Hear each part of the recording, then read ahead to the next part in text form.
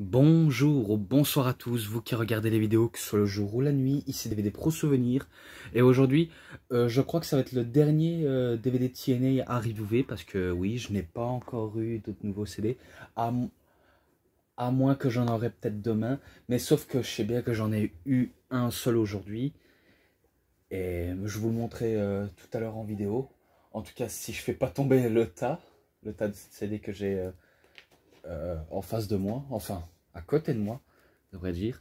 Donc, sans trop tarder, je vous montre directement le DVD sur TNA. Donc, Sacrifice 2012, le meilleur ladder match de l'année. Par Planet Catch, bien sûr, j'espère que vous saviez, j'ai pas besoin d'en dire plus. Et la liste des matchs. La liste des matchs.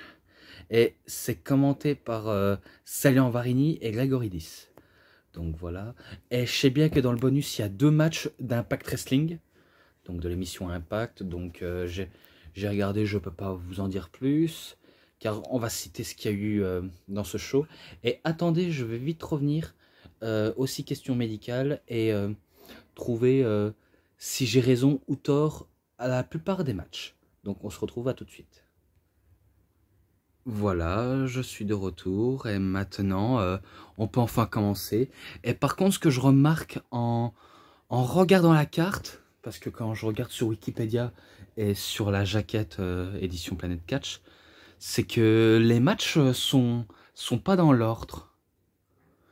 Parce que si vous regardez sur Wikipédia ou alors quand vous regardez le DVD, eh ben, vous remarquez qu'ils suivent les matchs et là je trouve que là c'est pas dans l'ordre. Alors que sur Wikipédia ils mettent de manière chronologique. Donc on va vite citer ça. Donc le premier match ce n'est pas Robbie E contre Robbie T contre Devon, non. Le premier match c'est un match par équipe pour le championnat du monde par équipe bien sûr. Donc Christopher Daniels et Kazarian contre Magnus et Samoa Joe qui sont les champions par équipe. Donc voilà, je les ai trouvés.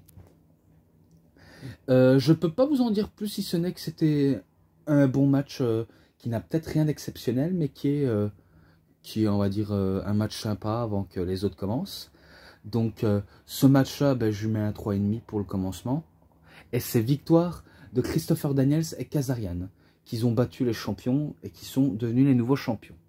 Donc voilà, 3,5 bien noté. Ensuite, je vais essayer de trouver... Est-ce qu'il est dedans? Ah, là. Alors. Gail Kim contre Brooke Tessmacher, pardon. Donc pour le championnat knockout féminin. Bon match féminin, bien commencé. Même si j'avoue que Brooke Tessmacher, c'est pas, on va dire... du top ce qu'elle fait sous le ring, à part Gail Kim qui fait quand même les choses correctes. Je trouve que elle fait des bons moves, des bonnes prises, Gail Kim, et que c'était exactement elle la championne. Donc elle bat Brooke Tessmacher, et ce match là je lui mets un 3,20. Voilà. Ensuite là je peux citer three-way match, donc un match allez, un match à 3 pour le championnat télévision de TNA. Ils auraient dû marquer triple mana, ce serait plus facile.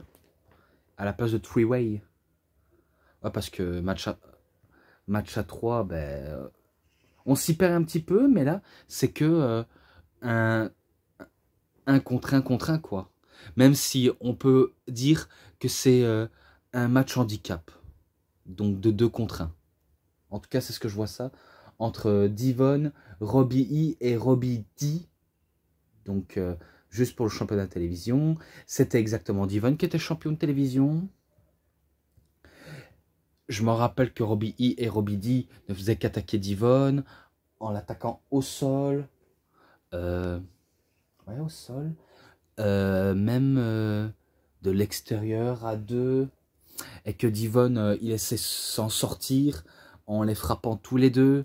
peu importe manière désespérée ou manière courageuse. Bref, c'est lui qui voit la chose. Et il va réussir à battre... je sais pas qui va faire le tomber, mais à mon avis, il va faire tomber sur Robbie D. Donc, il fait le tomber sur Robbie D et pas Robbie E. Donc il les bat tous les deux, on peut appeler ça comme ça.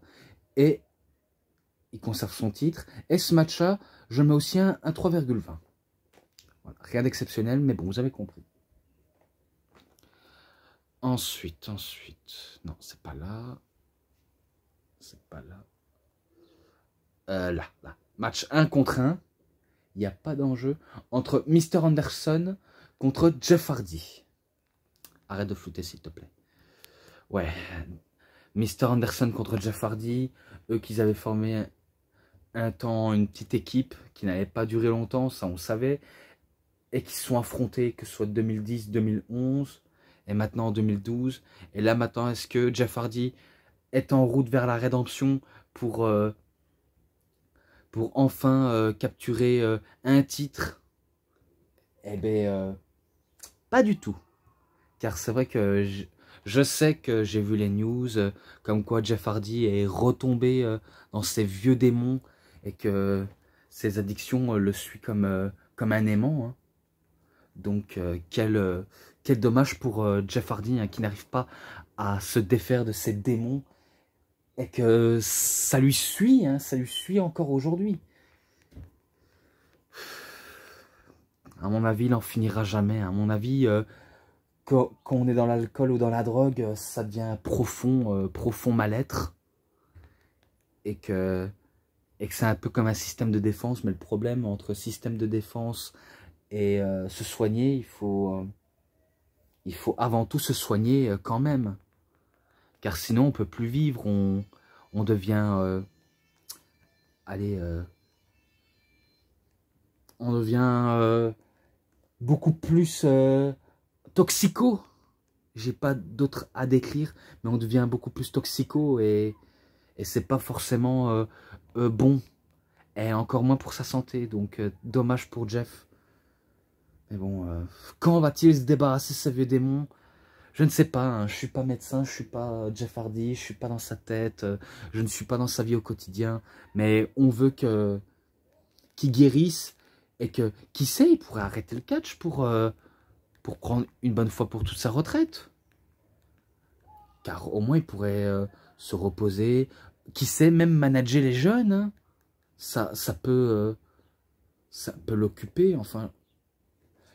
Je ne suis pas dans l'avenir de Jeff Hardy, mais voilà. Donc, concernant le match entre Mr. Anderson et Jeff Hardy, c'était bon. Là, j'avoue que c'était pas mal.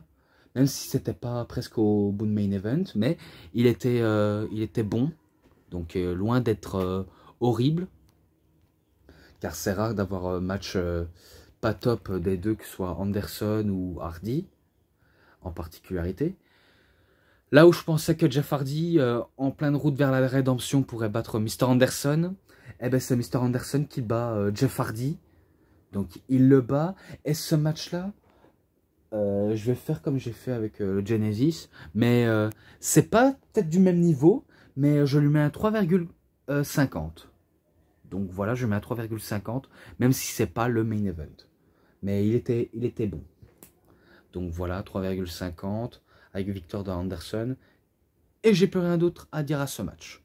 Donc ensuite, Grimson contre un adversaire mystère. Donc un défi ouvert. Tout d'abord, Grimson, il monte sur le ring, il prend le micro et il donne un défi ouvert à celui qui oserait l'affronter. Et c'est là où je me rappelle, il demande à l'arbitre de commencer le match et de commencer le décompte. Donc l'arbitre compte, il compte je crois bien jusqu'à 9. Et c'est là où la musique de Eric Young et ODB font leur entrée. Ouais, un couple improbable, vraiment improbable. Et ben il défie Grimson, et que je me rappelle que ODB voulait même défier Grimson, mais bon, c'est pas un mec, vaut mieux laisser à Eric Young, même si elle peut rivaliser avec les mecs. Donc Eric Young tente de, on va dire, de chuter Grimson, mais sans succès, car Grimson, malgré les coups, il se relève toujours. Et il a beau faire ce qu'il veut, il ne s'en sort pas. Dommage, dommage. Et, euh, et après des multiples distractions et autres en tout genre, eh ben c'est Grimson qui bat Eric Young, si je crois bien, avec un Spinebuster.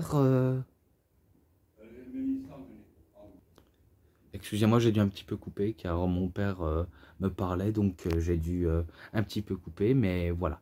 Donc c'est Grimson qui bat avec un Spinebuster sur Eric Young. Et ce match-là, rien de particulier. Il était fun, mais pas qui saute aux yeux. Donc ce match-là, je mets un 3, je vais pas le mettre à 3,5, mais un 3,20. Je sais, hein, je sais rien faire d'autre. À part que dire des choses qui sont logiques, hein, selon moi. Hein. Donc ne m'en voulez pas, s'il vous plaît. Même si j'espère que vous respectez ou pas mes choix, ça dépend de vous. Ensuite, Austin Harris contre Bully Ray. Donc, en match simple. Tout d'abord, Bully Ray dit en promo que contrairement à Austin Harris, ce n'est pas un petit mec de la X-Division, car lui c'est un vrai bagarreur, un vrai dur à cuire, une brute, et qui parle aussi de son Tinder, alors que maintenant Tinder ça n'existe apparemment plus, et qui prouve, il va prouver à Austin Harris que son Brainbuster n'aura aucun effet sur Bully Ray, donc ça veut dire le soulever Bully Ray ce sera autre chose, et de le battre Bully Ray c'en est aussi une autre.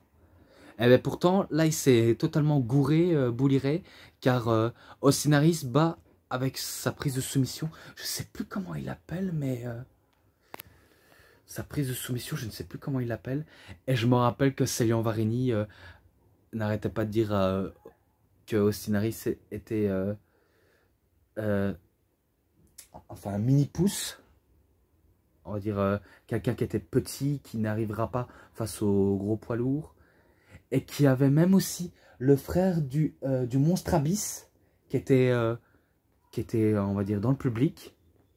Et qui s'est pas remis de l'agression sur lui-même, que Bully Ray lui avait infligé.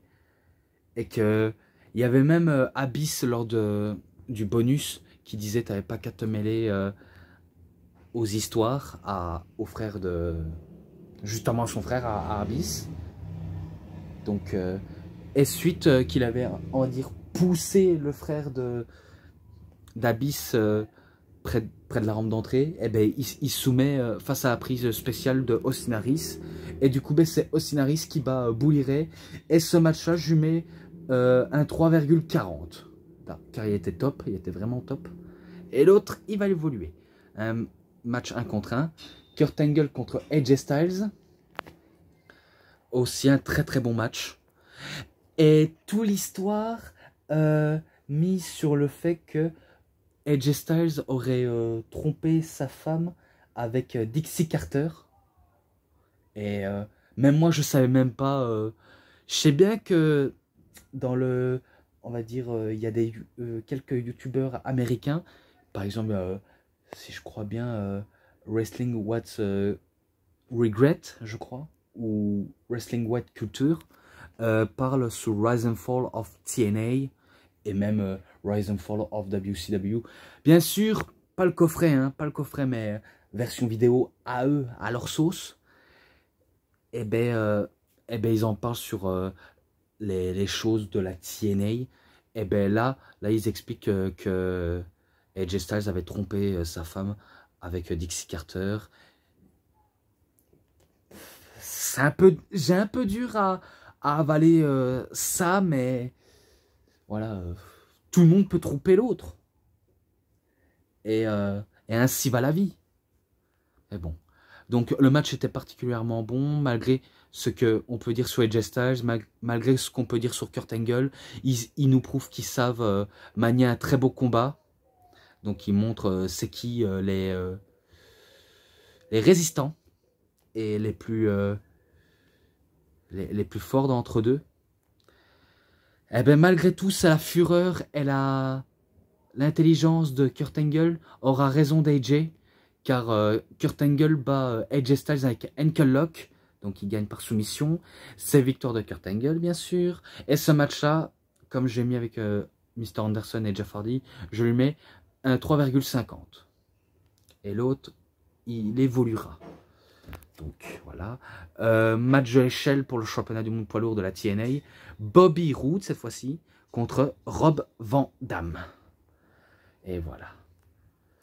Donc, est-ce que Rob Van Dam peut devenir champion du monde poids lourd? C'est la question que je vais aborder tout à l'heure, enfin tantôt. Et est-ce que Bobby Roode peut battre Rob Van Dam? Il y a des chances, ou peut-être pas. Donc, je vais vous dire maintenant. Le match débute. Ça prépare déjà les échelles. Ça se fait des spots dessus. Vous voyez, Rob Van Dam qui fait un dropkick avec la chaise sur l'échelle. Donc, vous voyez bien. Et qu'ils vont se s'entretuer. Vraiment se s'entretuer. Et ça n'empêche pas à Roode de continuer. Et si je me rappelle bien, le spot final, c'est que il pousse Rob Van Dam avec son pied.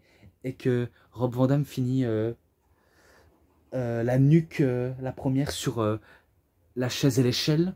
Donc il sera out à continuer. Et ça permet à Bobby Roode de décrocher son titre. Donc il décroche le titre de la TNA. Et c'est lui qui remporte le match. Et ce match-là, je lui mets un 3,60. Donc voilà, un 3,60 pour ce pay-per-view. J'en ai déjà assez dit, en tout cas. Je vais crescendo directement. Bonus, match, ensemble, 3,70. Donc voilà. Donc maintenant, je vais vous montrer un seul DVD, enfin un coffret, parce que oui, c'est un coffret. Et peut-être que j'en aurai d'autres, donc je vais vous montrer directement. En plus, c'est un des coffrets que je n'ai pas. Et par contre, avant que je vous le montre, j'étais un peu déçu par le même vendeur, car je voulais le WrestleMania 28, WrestleMania 29.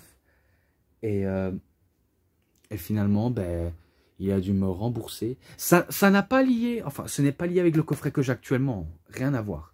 C'est un vendeur différent, bien sûr, sur Vinted, même sur Amazon de temps en temps. Donc, je vais vous montrer directement sans trop parler, parce qu'après, vous allez patienter et vous allez dire, mais va droit au but, du con. D'accord. Donc, WrestleMania 31. Le WrestleMania est l'événement que je n'avais pas. Donc, c'est vraiment sympa d'avoir ce coffret. Et peut-être que j'aurai le WrestleMania 28, WrestleMania 29. Même le 20, le 19 et le 18 en taguette classique. Le 5 et le 6 aussi en taguette classique. Après, ben, le 32, il me manque aussi. 33, 34, 35, 36, 37, 38. Et ainsi de suite. Donc voilà, je vous ai montré. Et moi, j'en ai fini avec cette review. Donc j'espère que vous avez bien aimé la review sur dernier TNA. Peut-être que j'en ferai un en particulier si jamais j'en ai des nouveaux. Mais je crois que je vais peut-être m'attaquer au coffret. Par exemple, les top 25 rivalités de l'histoire du catch. Ou le coffret de The Rock, l'Epic Journey of Dwayne The Rock Johnson. Oh là là, je pars en boule dans ce que je dis. Donc voilà, donc j'en ai terminé. En tout cas, si vous avez bien aimé, vous savez ce qu'il vous reste à faire. Likez la vidéo, commentez, partagez, abonnez-vous à ma chaîne, cliquez sur la petite cloche pour avoir plus de notifications des prochaines vidéos. Et moi, je vous dis bonne journée, bonne soirée à tous. Au revoir tout le monde pour une prochaine vidéo.